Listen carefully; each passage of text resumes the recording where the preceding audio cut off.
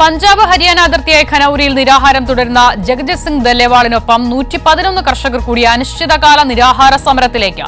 താങ്ങുവിലയടക്കം കർഷകരുടെ ന്യായമായ ആവശ്യങ്ങളിൽ കേന്ദ്ര സർക്കാരിന്റെ നിഷേധാത്മക നിലപാട് തുടരുന്നതിനിടെയാണ് കൂടുതൽ കർഷകർ നിരാഹാര സമരത്തിൽ അണിചേരുന്നത്. ഖനൌരിയിലെ ദല്ലേവാളിന്റെ നിരാഹാര സമരം 50 ദിവസം പിന്നിട്ടു.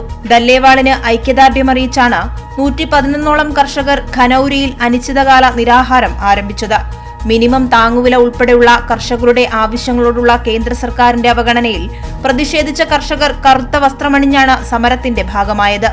നവംബർ 26-ന് സമരം ആരംഭിച്ച ദല്ലേവാളിന്റെ ആരോഗ്യസ്ഥിതിയിൽ കർഷകർ ആശങ്ക പ്രകടിപ്പിച്ചു.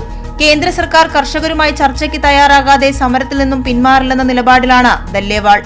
മറ്റു കർഷക സംഘടനകളെയും കൂട്ടിയോജിപ്പിച്ച് പ്രക്ഷോഭം ശക്തമാക്കുകയാണ് കർഷകർ. അതേസമയം ദല്ലേവാളിന്റെ കേസ് പരിഗണിച്ച സുപ്രീം കോടതി പഞ്ചാബ് സർക്കാരിനോട് ഏറ്റവും പുതിയ മെഡിക്കൽ റിപ്പോർട്ട് തേടി. സുപ്രീം കോടതി രജിസ്ട്രാർക്ക് റിപ്പോർട്ട് കൈമാറണമെന്ന് പഞ്ചാബ് ചീഫ് സെക്രട്ടറിയോട് നിർദ്ദേശിച്ചിട്ടുണ്ട്. ദല്ലേവാളിന്റെ ആരോഗ്യസ്ഥിതി മെച്ചപ്പെട്ടെന്ന പഞ്ചാബ് സർക്കാരിന്റെ വാദത്തെ സുപ്രീം കോടതി വിമർശിച്ചു. 50 ദിവസത്തോളം നിരാഹാരമിരിക്കുന്ന ഒരാളുടെ ആരോഗ്യനില മെച്ചപ്പെട്ടെന്ന വാദം എന്തടിസ്ഥാനത്തിലാണെന്ന് ജസ്റ്റിസ് സൂര്യകാന്ത് പഞ്ചാബ് സർക്കാരിനോട് ചോദിച്ചു. ദല്ലേവാളിന്റെ വൈദ്യപരിശോധനയ്ക്കായി രൂപീകരിച്ച മെഡിക്കൽ ബോർഡിന്റെ അടിസ്ഥാനത്തിലാണ് വിലയിരുത്തലെന്നും പഞ്ചാബ് സർക്കാരിന്റെ അഭിഭാഷകൻ വ്യക്തമാക്കി.